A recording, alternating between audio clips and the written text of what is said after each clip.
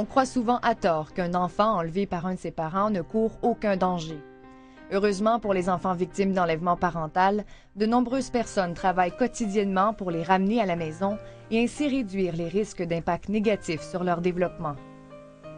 Le programme Nos enfants disparus a vu le jour en 1988 et regroupe plusieurs ministères et organisations qui ont à cœur la sécurité des enfants. L'objectif principal du programme Nos enfants disparus, c'est d'aider le corps policier à localiser et rapatrier cet enfant-là au Canada. La GRC a quant à elle pour mandat d'assister les corps policiers municipaux dans la localisation et dans le rapatriement des enfants. Elle coordonne aussi les enquêtes criminelles en matière d'enlèvement international d'enfants et offre plusieurs services aux parents victimes. La GRC offre une gamme de services, dont le service de vieillissement de photographie.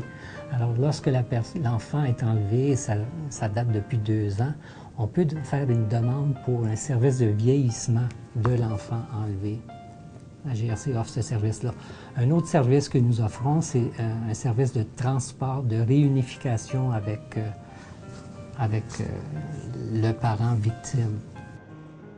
Parce que la plupart du temps, la réunification d'un parent avec son enfant se fera à l'étranger. Ce fut le cas pour Tony Di Valerio. Il a retrouvé sa fille en 2008, après que sa conjointe l'eut enlevée 3 ans plus tôt. Dans ce cas-là, c'était un enlèvement parental typique où la mère quitte avec son enfant âgé de 18 mois à l'époque sans laisser de traces. Sans laisser de traces. Et il y a eu un mandat d'arrestation international qui a été émis contre la maman. Ça a pris 3 ans, mais parce que quelqu'un nous a donné une information que la maman et l'enfant auraient pris l'avion en Jordanie, destination Angleterre. Et de là, les policiers Interpol, GRC se sont impliqués. Et à son arrivée en Angleterre, bien, elle avait la surprise parce que les policiers l'attendaient.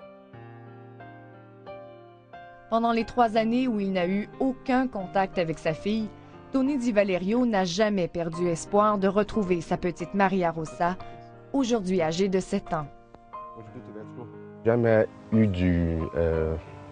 des pensées négatives. J'ai toujours pensé qu'à un moment donné, tu vas retourner ici, on va jouer ensemble, on va aller dans l'eau, on va faire des choses ensemble. Et c'est ça qui est arrivé. Après avoir dépensé plus de 100 000 $, après avoir quitté un emploi qu'il aimait et vécu un stress incomparable, M. Di Valerio a finalement pu revoir sa fille. C'était le 21 avril 2008. La bataille avait été longue et cruelle, mais elle en valait la peine. Moi, j'attendais en avant. Marie est rentrée. Et c'est comme, je le vois, elle me voit, c'est comme, OK, c'est toi papa, hein? Oui, c'est moi papa. Mais c'est comme,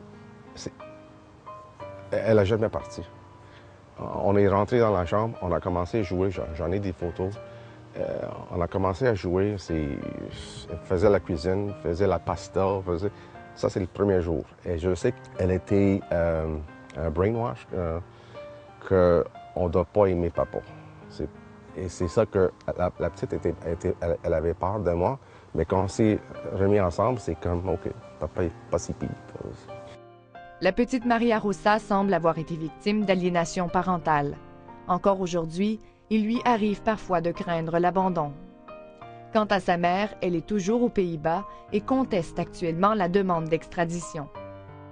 Même s'il a sa petite fille, ce n'est pas encore réglé parce que madame refuse de collaborer. Le 4 juin 2010, Thomas Koningstal, le père de Diego, a lui aussi reçu un cadeau d'une valeur inestimable. Après de nombreuses demandes, la famille de son ex-conjointe lui a finalement permis de revoir son fils via Skype. C'était le jour de son 4e anniversaire. C'était très douloureuse. Mais en même temps, il était une petite fantôme dans ma vie avant. Puis maintenant, encore, il était encore là dans un état que je peux lui voir. J'avais fait des photos, j'ai fait des screenshots de lui pour qu'au moins je peux lui voir comment est-ce qu'il est maintenant, à 4 ans. Après 1 an, c'est dur. Alors c'était quand même un privilège. Mais ça doit pas être un privilège. Ça doit pas être un privilège de voir ton fils. Ouais. Alors c'était douloureux, mais en même temps, j'étais très content de lui voir. Je sais que le père va voir son enfant, j'en suis convaincue. Ça, j'en suis convaincue. Là. Moi, je travaille, on avance là, dans le dossier, on a fait des progrès, là. Mais il faut persévérer. Les enfants ne méritent pas cela. On ne peut pas leur enlever cette joie et leur spontanéité et les priver de contact avec de gens qui les entourent, qui les aiment, du jour au lendemain, sans explication. Diego ne parle plus la langue de son père et ne connaît rien du Québec et de ses origines. M. Konigstal ne croit pas que son ex-conjointe et sa famille lui aient permis d'avoir un contact virtuel avec lui pour lui faire plaisir ou pour faire plaisir à son fils. Il croit plutôt qu'on a voulu atténuer les tensions d'une bagarre juridique qui, dans son cas, est loin d'être terminée.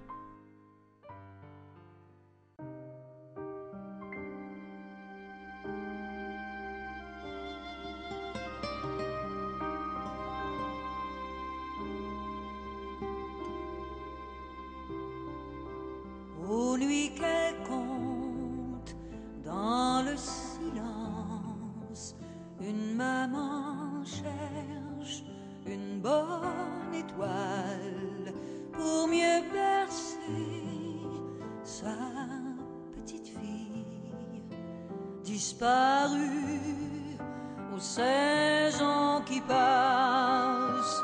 Où est mon enfant dans ce vent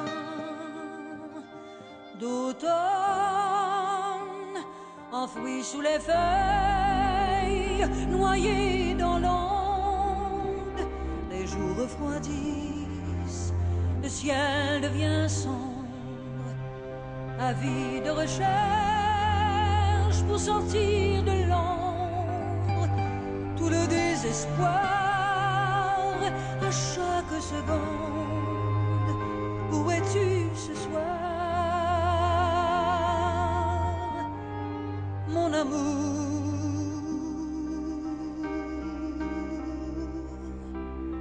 Les froids de l'hiver de l'année dernière n'ont pas pu confondre au cœur de l'univers l'attente de ton retour,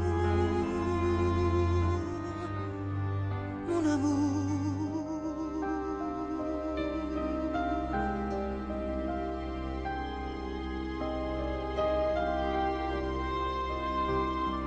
Pour les chérubins sans défense, ces symphonies